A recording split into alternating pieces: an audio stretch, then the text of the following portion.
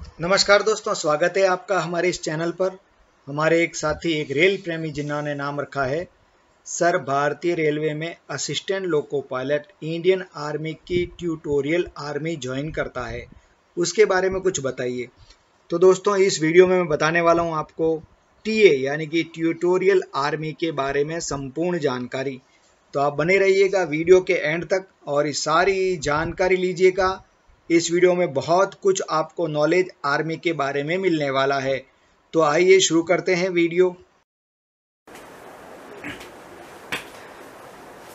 नमस्कार दोस्तों, एक रेल प्रेमी ये लिख रहे हैं कि हमको ट्यूटोरियल आर्मी के बारे में बताइए। वहाँ जाना चाहिए या नहीं जाना चाहिए, कैसे जा सकते हैं, क्या फ़ायदा है, वहाँ पे क्या करवाते हैं, इन सब बातों को मैं आज आपको इस वीडियो में बताने वाला हूं।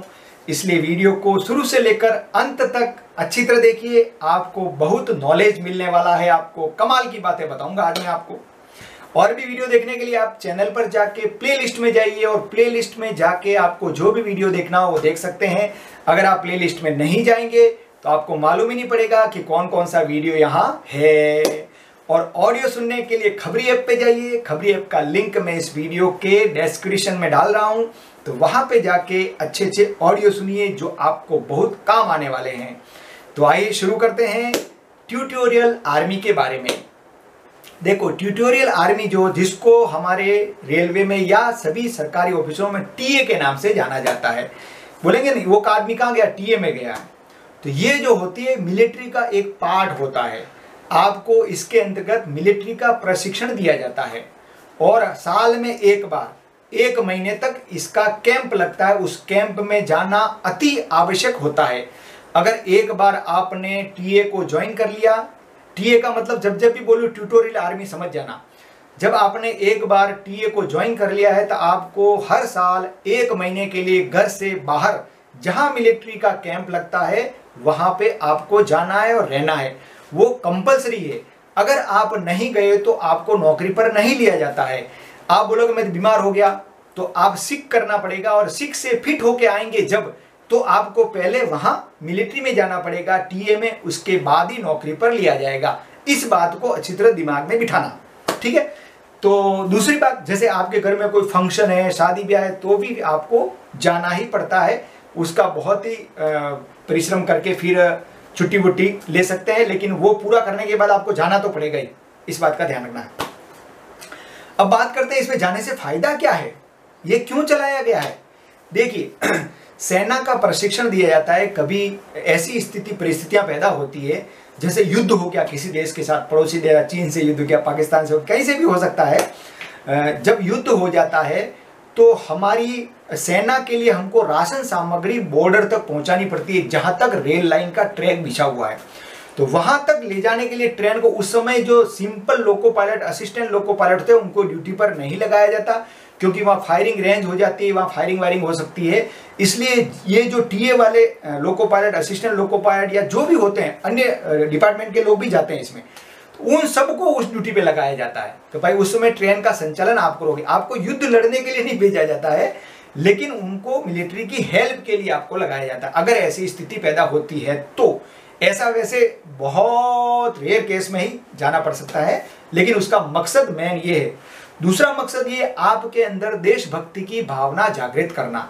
जब आप टीए में जाते हैं, वहां रोज परेड करते हैं, सुबह जल्दी उठते हैं, अपने ही कैंप की साफ सफाई, सब टेंट की साफ सफाई करते हैं, राइफल चलाते हैं, गोलियां चलाते हैं, निशाने पर लगाते हैं, दौड़ते हैं, भागते हैं। तो एक अनुशासन आपके अंदर बनता है और उस अनुशासन के साथ में देश के प्रति भक्ति यानी कि देश की भावना जो है वो बढ़ती है। तो वो मेन मकसद उसमें ये कूट कूट के भर दिया जाता है, वो हो जाता है। तो वहां जाने से ये आपको बहुत फायदा है। वहां जाने से, टीए में जाने से क्या होता है, एक आपको कार्ड भी मिलता है। तो मिलिट्री की जहाँ कैंटीन होती है ना, वहां आपको टैक्स फ्री कई राशन पानी, जो बहुत सारी वस्तुएं होती है, वो बिना टैक्स के खरीदने को मिलती है। ये फायदा होता है। दूसरा, आपके पास आई कार्ड होता तो आप कहीं बोलेंगे कि बोले मैं फौज का आदमी हूँ, एक मतलब अंदर रोमांच जैसा पैदा होता है।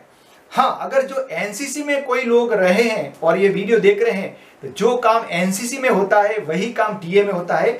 लेकिन टीए में बहुत दूसरा फायदे, अनेक फायदे हैं। जैसे आपका पेमेंट तो रेलवे में चालू रहेगा, और टीए में गए तो उधर का भी टीए मतलब जो ट्रैवलिंग अलाउंस जो होता है पर डे के हिसाब से वो भी आपको मिलेगा।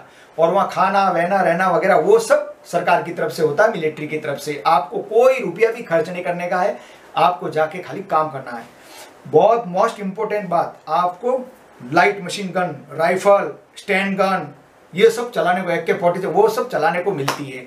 ये सब मैंने कहाँ से सीखा, मैं एनसीसी में रहा 3 साल तक।